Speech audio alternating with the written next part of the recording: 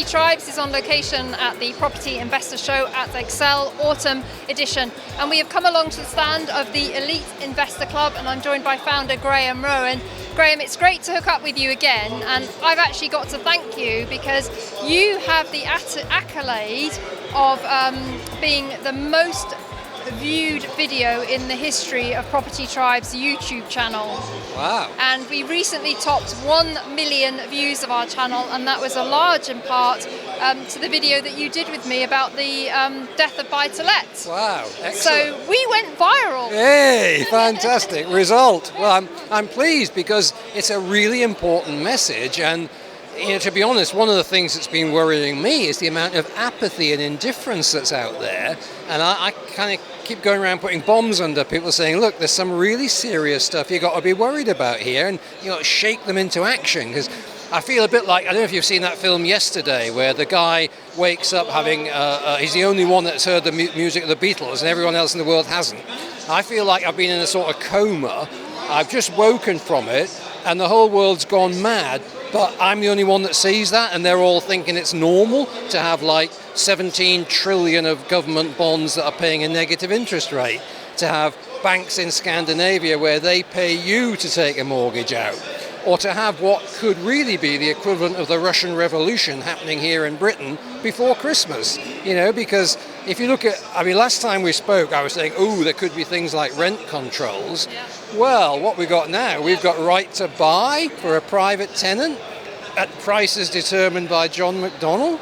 That is called theft. Yeah. That is called confiscation of property. Yeah. Say it how it is. Yeah, they're going to do the same with companies. They're going to take 10% of companies and give it to the workforce. They're going to buy back and renationalise the utility industries. So your pension's probably got shares in British Gas and some of those big companies. They're going to take a haircut because the government's going to decide the share price at which they renationalise them. So most people are saying, it's never going to happen here. But, political correctness alert, you go somewhere where the British public gathers in large numbers, like a motorway service area or an airport departure lounge, take a look around, they all get to vote. And how much intellectual firepower do you think is going to go on in that polling booth? They're going to say, the Tories have mucked it up, let's give someone else a go. Tick. And we'll wake up and we'll find Corbyn and McDonnell in Downing Street. And so many people think that's not going to happen and have discounted it. I think there's a serious enough possibility of that you've got to have a plan B. Yep. And if I want to get a vacant look from people here at this show, I just say, what's your plan B? They haven't given it a moment's thought. So to me, any serious property investor today has got to think about what they would do if the worst was to happen, and at least start exploring, investigating. My own suggestion is you start getting some of your money out the country, whether that's through holding gold or through holding property abroad or whatever. Just make sure not all your wealth is tied up in one place, because I think, to me, other than in your choice of life partner, one is a dangerous number. So one bank account, one asset class, one currency, dangerous. Spread that around, become a global citizen so you've got a footprint in multiple countries. I use the super rich as a kind of role model. So what do the billionaires do? The answer is they live in multiple countries. They have residency in multiple places. They have businesses all around the world. Now, you don't have to be a billionaire to start creating that kind of global lifestyle. And it's something I've spent 4 or 5 years on now, and I keep urging people to start thinking a bit more broadly, open your mind to what else is out there, because UK buy-to-let has been a brilliant product for the last 20 or 30 years, but I had John Stepek, the editor of Money Week magazine, speak at one of our events recently, and he said the biggest mistake he sees in British investors is that they look at what's happened in the past and they extrapolate that into the future and think it's going to go on the same way. Well, I'm sorry, it's not. The next 10 years will not be the same for property investors as the last 10 years. It's not going to happen.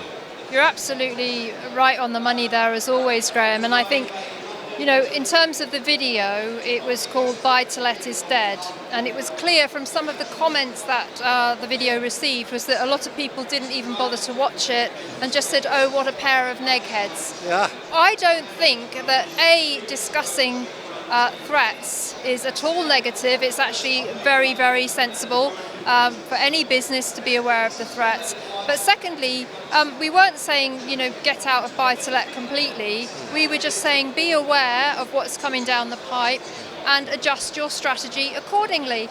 There was actually nothing negative in the video at all. I personally, with my landlord hat on, found it incredibly valuable to hear your views, Graham.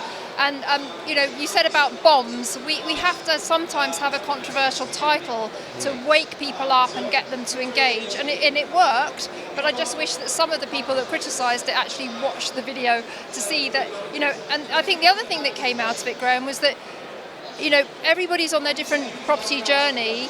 You exited buy-to-let 3 years ago because that was right for you at your stage in life. You weren't suggesting that everybody watching should exit to buy-to-let. We were just saying be aware of the threats and you know, mitigate the risks as much as you can.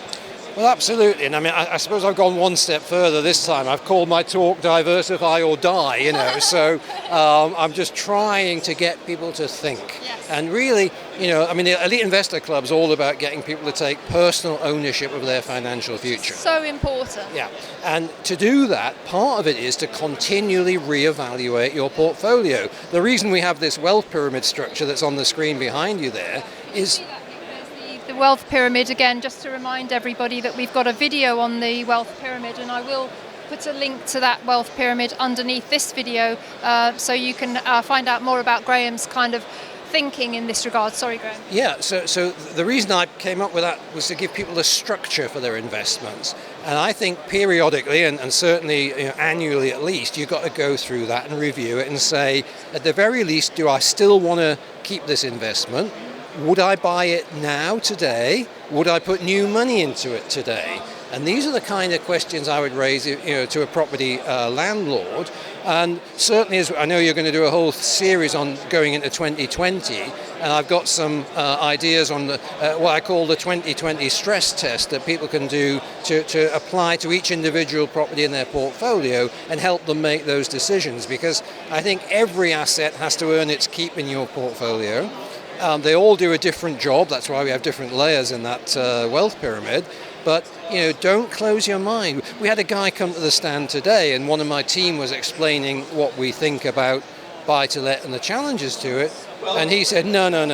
I'll wait until it all happens and then I'll do something. Well, that's one strategy, but, you know, my advice would be start thinking about it now and have your plan in place before the solids hit the fan, rather than try and retrofit something afterwards when it's all, you know, going messy. I totally agree with you, and actually I can't think of anything more positive than doing that. And, you know, I really value your views, Graham, on this whole topic. And you still, in the right circumstances, with the right setup for the individuals' personal circumstances, you still think properties good investments have in the portfolio, but they've got to understand that the game has changed. Oh, totally. And I think I mean, I'll give you one example. You know, I do this series on Sky called Money and Me. And one of my recent guests was a guy called Graham Carling, who's one of the biggest landlords in Scotland. I think he's got 400 or 500 properties. And he said in the last 2 years, his average profit per unit has halved from 150 a month to 75 a month. So he is now facing a dilemma. He's either got to go large, which for him means go to like 5,000 properties, or leave the sector, because he's just not making enough money to justify the infrastructure you need for 500 properties. So, I mean, if he's having those kind of challenges, what does that mean for the person with 5 or 10 or 12 properties? You know, it's a really challenging time to be a landlord, and we can't, you know, we can't put blinkers on. No, we can't. You've got to face it. You know, let's at least not kid ourselves. You know, let's be realistic and let's see what we want to do going forward, because we have to have a plan for how we face these challenges. Indeed. Well, this is all good stuff as always, Graham. Thank you very much for joining me here on Property Tribes. And Graham mentioned our 2020 Landlord Vision campaign. That is coming up in January, and we're going to include Graham as a commentator in that. So you'll be able to see Graham's thought about, did you say stress tests for 2020?